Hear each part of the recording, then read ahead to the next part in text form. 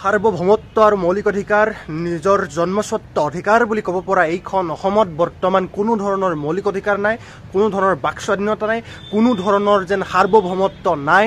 এনেকুৱা ধৰণৰ কিছুমান পৰিৱেশ পৰিস্থিতি, এনেকুৱা ধৰণৰ কিছুমান কৰ্মকাণ্ড সংঘটিত হৈছে একেবাৰে নকৈ নোৱাৰি। নমস্কাৰ, মই পলসম। আপোনালোক সকলোৱে বৰ্তমান সময়ত এটা কথা দেখিবলৈ পাই আহিছে যে সামাজিক মাধ্যমৰ এটা কথা বিশেষভাৱে বহুলভাৱে চৰ্চিত হৈ আছে যে এগৰাকী দ্য ক্ৰছ কাৰেণ্টৰ ব্যুৰ চিফ অথবা গুৱাহাটী প্ৰেছ ক্লাবৰ সহকাৰী সাধাৰণ সম্পাদক তেখেতে এটা প্ৰশ্ন কৰাতেই তেখেতক জেল কাৰাগাৰলৈ প্ৰেৰণ কৰা হৈছে, নাইবা কাৰাগাৰৰ ভিতৰত ৰাখিবৰ কাৰণে তেখেতক চেষ্টা কৰা হৈছে।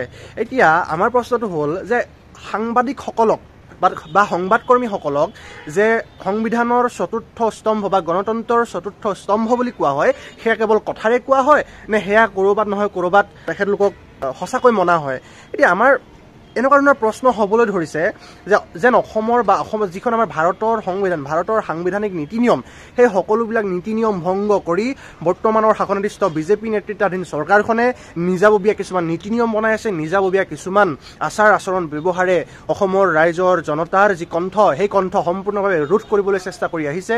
অসমৰ ৰাইজৰ জনতাৰ জনসাধাৰণৰ প্ৰত্যেকটো প্ৰশ্নক তেখেতলোকে গাপ খুৱাই দমাই ৰাখিবৰ কাৰণে চেষ্টা কৰি আহিছে।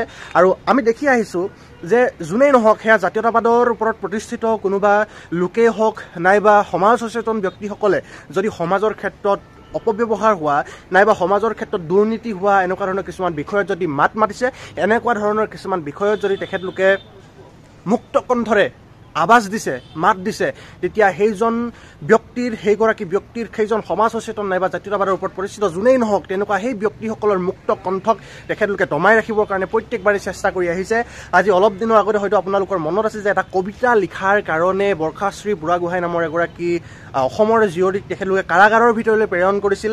তেনেকুৱা ধৰণৰ বিভিন্ন ধৰণৰ নজিৰ আছে। আপোনালোকে যদি ইতিহাস খুচৰি চায় তেতিয়াহ'লে আপোনালোকে দেখিবলৈ পাব যে অসমৰ সমাজ সচেতন ব্যক্তিসকলক, দুৰ্নীতিৰ বিৰুদ্ধে মাত মাতি অহা লোকসকলক সততাৰ স্বাৰ্থত বা সততাৰ সৈতে একেলগে থকা, সততাৰে মুক্ত কণ্ঠৰে মাত দিবলৈ ভয় নকৰা ব্যক্তিসকলক তেওঁলোকৰ মুক্ত কণ্ঠক, তেওঁলোকৰ সেই জাতীয়তাবাদী সত্তাক নাইকিয়া কৰিবৰ কাৰণে, নিঃশেষ কৰিবৰ কাৰণে, দমাই ৰাখিবৰ কাৰণে তেওঁলোকে এনেকুৱা ধৰণৰ কিছুমান অপব্যৱহাৰ, ক্ষমতাৰ অপব্যৱহাৰ কৰি আহিছে।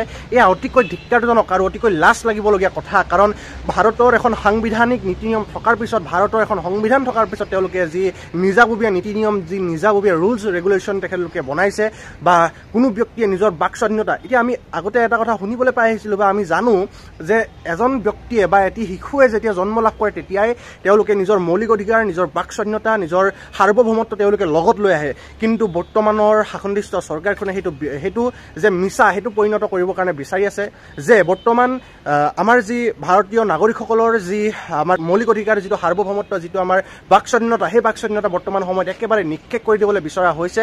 গতিকে এয়া অতিকৈ ধিক্কাৰজনক কথা। আৰু ইয়াৰ পৰা স্পষ্ট ভাষাৰে ক'ব বিচাৰিছোঁ যে জাতীয়তাবাদৰ ওপৰত প্ৰতিষ্ঠিত ব্যক্তিসকল নাইবা সমাজ সচেতন ব্যক্তিসকলে য'তেই দুৰ্নীতি হ'ব ত'তেই মাতিব আৰু তেনে ক্ষেত্ৰত কোনো ব্যক্তিয়ে, কোনো সমাজ সচেতন ব্যক্তিয়ে ভয় নকৰে।